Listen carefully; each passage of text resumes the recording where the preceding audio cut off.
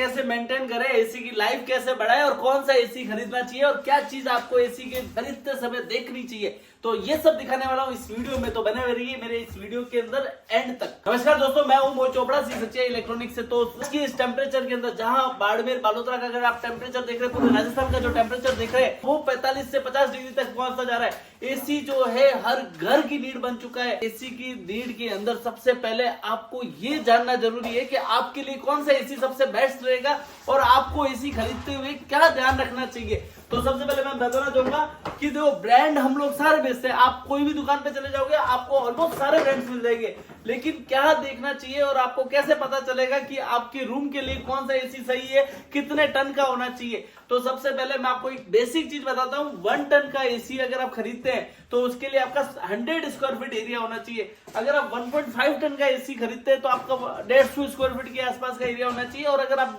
2 ton का AC खरीदते हैं तो आपका जो एरिया है वो करीब करीब 200 स्क्वायर फीट के आसपास होना चाहिए। अगर उससे थोड़ा कम ज्यादा है तो आप उसको मेंटेन कर सकते हैं, लेकिन अगर आपकी साइज एक्सिस है तो उसके लिए आपको कहीं ना कहीं उसको कर्टेन्स लगा के कवर करना पड़ेगा। दूसरी चीज आपको ये चीज ध्यान रखनी चाहिए, अगर आपकी एसी की कूलिंग बराबर करनी है तो आपकी अगर साइड की दीवारें अगर हीट होती है तो उसको कैसे कवर किया जाए जिससे वो गर्म कम हो, वो चीज का ध्यान रखना पड़ेगा। अगर आपकी छत के ऊपर से डायरेक्ट छत है और वो हीट सीधी रूम में आती है तो आपको ऊपर भी जो है शेड लगा के उसकी हीटिंग को कम करना पड़ेगा।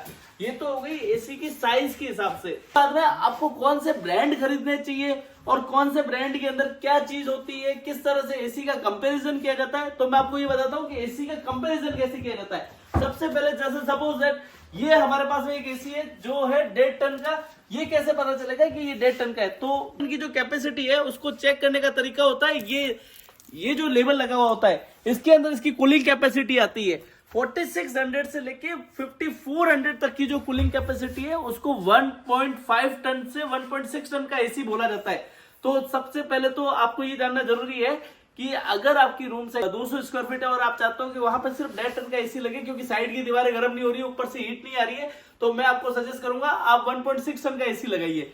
इसके अंदर भी बहुत सारे ऑप्शन आते हैं, inverter AC, non inverter AC. अब आपको कौन सा लगाना चाहिए, लोगों को अभी तक ये नहीं पता है कि इन्वर्टर एसी क्या होता है, नॉन इन्वर्टर एसी क्या होता है। तो मैं आपको सबसे पहले डिफरेंसेस बता देता हूं कि इन्वर्टर एसी और नॉन इन्वर्टर एसी के अंदर जो डिफरेंसेस है, आप देखोगे इन्वर्टर एसी का जो पावर कंजप्शन है वो बहुत कम आता है और नॉन इन्वर्टर एसी का जो कंजप्शन है वो बहुत ज्यादा आता है, क्योंकि नॉन इन्वर्टर एसी हो वो डायरेक्ट आपकी एसी सप्लाई से चलता है और उसके अंदर जो है आपने चॉइस पे सेट कर रखा है, रूम का टेम्परेचर 24 डिग्री हो गया, आपका एसी कट ऑफ हो गया। जैसे ही वो 25 डिग्री पे आया तो आपकी कंप्रेसर ने पूरा लोड लिया और उस एसी को फिर से स्टार्ट किया। यानी ये जो रूटीन चलता है इसके अंदर बार बार कंप्रेसर बंद होना और ऑन होना, और उस टाइम पे वो 12-13 एम्पीयर का जो लाइट कंज्यूम करता है वो लाइट को एक्सिस कंज्यूम करता है। और एक होता है इन्वर्टर एसी जो 7 से 8 एम्पीयर के ऊपर कंटिन्यूसली चलता रहता है, उसका कंप्रेसर कट ऑफ नहीं होता है। अगर आपने रूम का टेम्परेचर चॉइस रखा है तो उसकी कूलिंग स्लो हो जाएगी, कूलिंग बंद हो जाएगी, लेकिन उसका कंप्रेसर बंद नहीं होगा।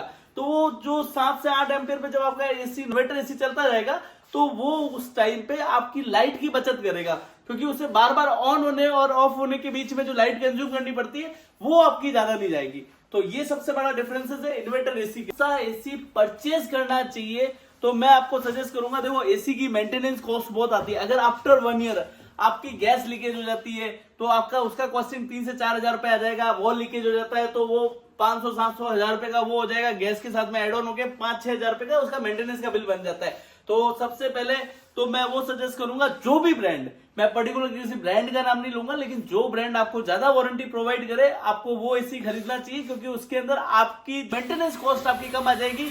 तो बहुत सारे ऐसे ब्रांड मार्केट में अवेलेबल है जिनकी वारंटी ज्यादा है, तो सबसे पहले आपको वो परचेज करना चाहिए। लेकिन उन ब्रांड्स के अंदर भी उनके बहुत सारे मॉडल्स आते हैं, तो आपको आपकी रूम साइज देख के पर्टिकुलर मॉडल जो है वो परचेज करना चाहिए। कूलिंग कैपेसिटी अगर आपका 1.5 टन का एसी ले रहे हो तो 5000 से ऊपर की कूलिंग कैपेसिटी का एसी परचेज करिए। अगर आप 1 टन का एसी ले रहे हो तो उसकी कूलिंग कैपेसिटी चेक करके लीजिए, जिसकी कूलिंग कैपेसिटी हायर साइड है आप उसको परचेज कीजिए। तो हो गया एसी की सर्विस का। उसके बाद में जो 1 साल के बाद में अगर आप किसी टेक्नीशियन से करवाते हैं तो जो भी एक्सपर्ट टेक्नीशियन है उससे ही सर्विस करवाइए, उससे आपके एसी की लाइफ को मेंटेन किया जाएगा। और फिल्टर जो है, एसी के जो फिल्टर्स है वो कुछ इस तरह से खुलेंगे। फिल्टर क्लीन करने के लिए आपको सिर्फ ये करना है, ये ओपन करना है, इसके बाद में ये जो फिल्टर है इसको इस तरह से निकालना है। इसके ऊपर रहती है डस्टिंग। इसको आप खुद वॉश कर सकते हो, इसको पानी से वॉश करके 2 घंटे सूखा के इसको वापस इसी तरह से लगा लीजिए। और अगर आपके पास में ब्लोवर है या हेयर ड्रायर है, मैं तो कहूंगा हेयर ड्रायर को भी जो है नॉर्मल हीट पे इसको वॉश कर लीजिए, तो इधर जो डस्टिंग होगी वो निकल जाएगी आपकी। तो इसको इस तरह से सर्विस करके इसको वापस इस तरह से जो है आप इंस्टॉल कर सकते हैं। और ये हो गया आपकी बेसिक सर्विस, जो आप हर 15 दिन 20 दिन महीने के अंदर जैसा आपको समय मिले उस तरह से कर सकते हैं। ऐसा करने से आपकी एसी की इंडोर की लाइफ अच्छी हो जाएगी।